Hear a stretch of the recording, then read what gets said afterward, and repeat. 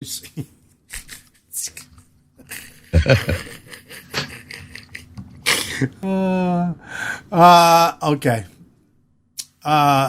The bonfire is coming. What bonfire? I guess you missed last night's show.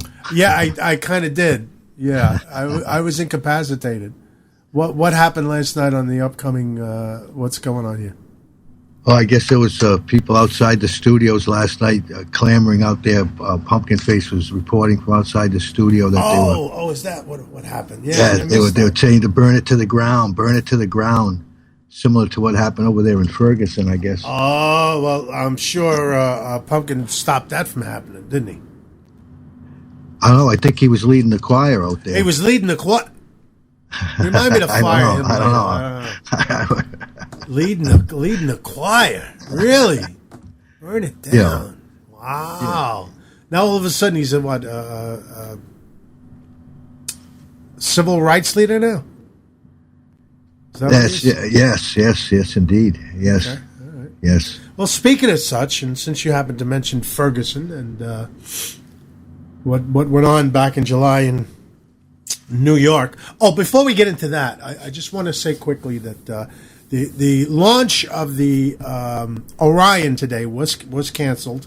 I was up this morning, believe it or not, 7 o'clock. Mandy Magdalene, welcome to the chat room.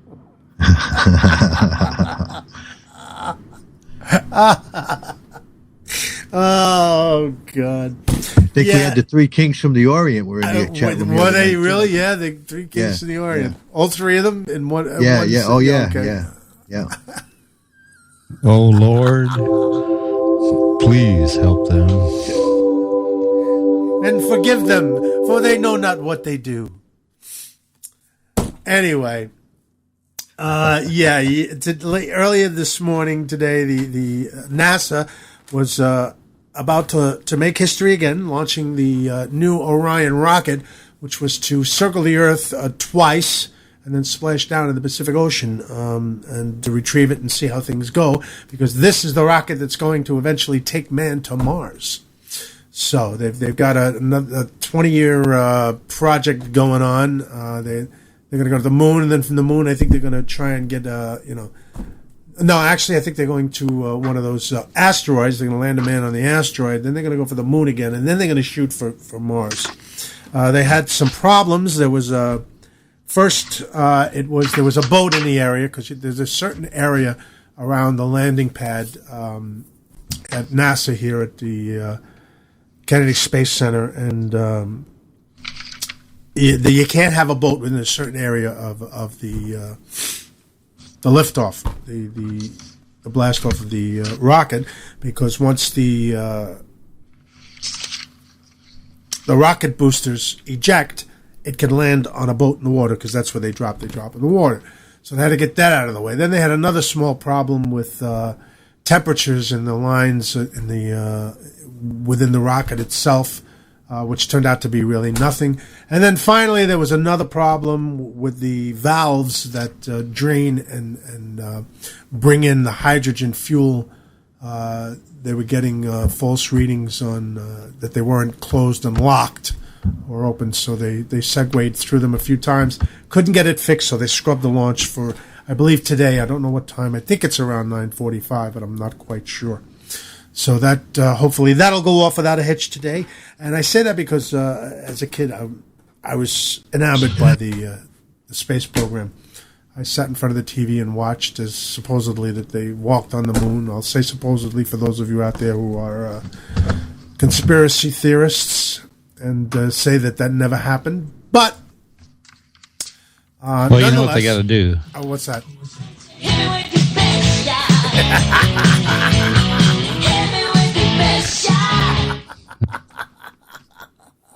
There you go, John.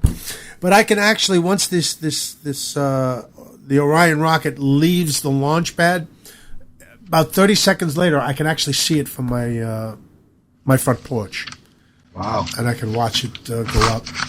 But if you ever get a chance to see one of those launches live at Cape Canaveral, man, it's something to see. It really is, because you actually feel the ground rumbling, and this is I think it's like 6 or 8 miles away, maybe a little longer than that, from the pad to where the staging area is, where people can go and watch. And you actually feel the ground rumble. That's how much power is generated. Wow, it's amazing. Yeah, it is an amazing thing that you feel it and then you see it. Well, no, you feel it, you hear it, and then you see it, and it's just an amazing thing. If you ever get a chance to do it, or you're around in, I think, 2030 when they go to Mars, that's going to be a launch. Watching. Yeah. Hello? I say hello. There we go. Okay, we're back. There's your Mike. But I just want to relay that little piece of information. And now we can get on to other topics, such as Ferguson and what's happened there. I don't know. I don't know. But let's start off. We'll get to Ferguson. We'll I'm sure it'll come into the conversation. But I want to start off with what's going on tonight in the country, in Boston and Washington, D.C., New York. There are demonstrations all over the country concerning the second grand jury no-bill verdict, which means that they did not decide to indict the New York cop for literally killing a gentleman back in July on Staten Island, New York City. It said that the man used a chokehold. The cop used a chokehold on this man in bringing him down. Man had some kind of a seizure.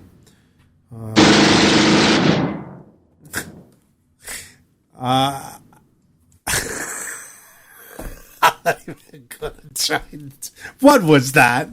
I don't know, man. What was that? You, Ernie Abbott? I don't think so. Well, it wasn't me. It wasn't Ernie Abbott, and it wasn't John. Who could it have been? I wonder. He said. I have no clue. Interesting. Anyway, back to Staten Island, where this man was brought down by 5 cops. Man was over 300 pounds. Happened to be black. But here's my take on all of this. With Ferguson and this one, I'm not quite sure with this Staten Island thing. I mean, the guy used... Here's what I have to say about both these things. These 2 people would still be alive today, in jail maybe, but still alive, had they just done what the police told them to do. Now, this race thing... Now it's an elephant. I thought it was a ratchet. Now it's an elephant. That's the elephant in the room. That's the elephant in the room. Oh, is that what that is? Oh, the elephant in the room. Okay, well, let's talk about that elephant in the room, Ernie. What elephant is this? Talking about that grand jury decision over Eric Garner's death. Oh, okay. I was getting to that, wasn't I? Yes, you were. Oh, okay. All right. Like I was saying, it is my belief that had these men listened to the police and did what they were told to do, this would not have happened. These men would still be alive today. Especially this gentleman in Staten Island. I mean, the guy knew he's got asthma. He knows he's got problems. He knows he's got breathing problems. Now, you really want to take on 5 police officers? I mean... Well, what was the initial problem with the guy, Jay? Was he was selling cigarettes out of a pack, single cigarettes? Well, yeah. But not only that, he's got a history of doing this.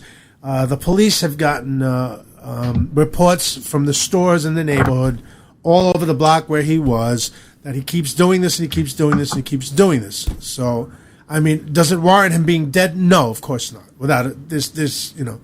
But I don't believe that this particular cop did this specifically to kill this man. This is the rhetoric that's going on. This is what the demonstrations are all about, that he killed this man because he was a black man. That's why the man is dead. That's not why the man is dead. The man is dead because this cop broke a rule. This man is dead because he did not heed the police's warnings. And it wasn't just, put your hands down or let's go, put your hands behind your back, and then they jumped him. Again, the tape showed time and time again, the police telling him, put your hands behind your back, listen to what we're telling you, and he just didn't do it. He refused to do it.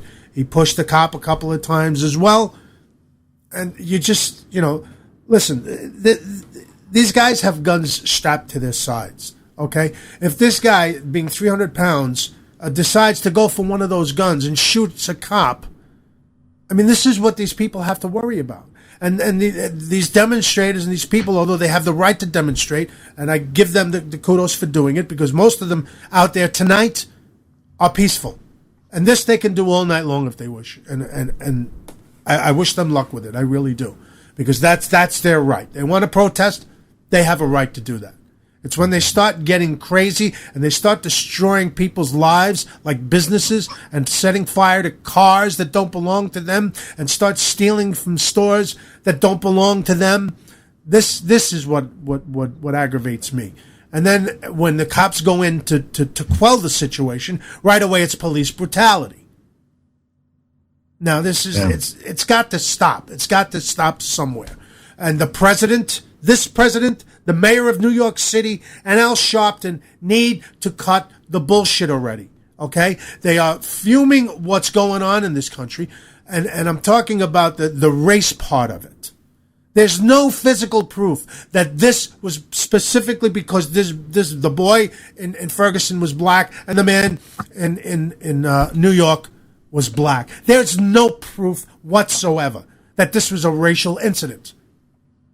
And they keep fanning these fires and fanning these fires and fanning these fires. And when you ask them for the proof of racial inequality, or the fact that these cops specifically targeted these men because they were black, there's no proof. They go into rhetorical garbage about, past cases. And this happened then and that happened. Look, does it happen? Of course it happens.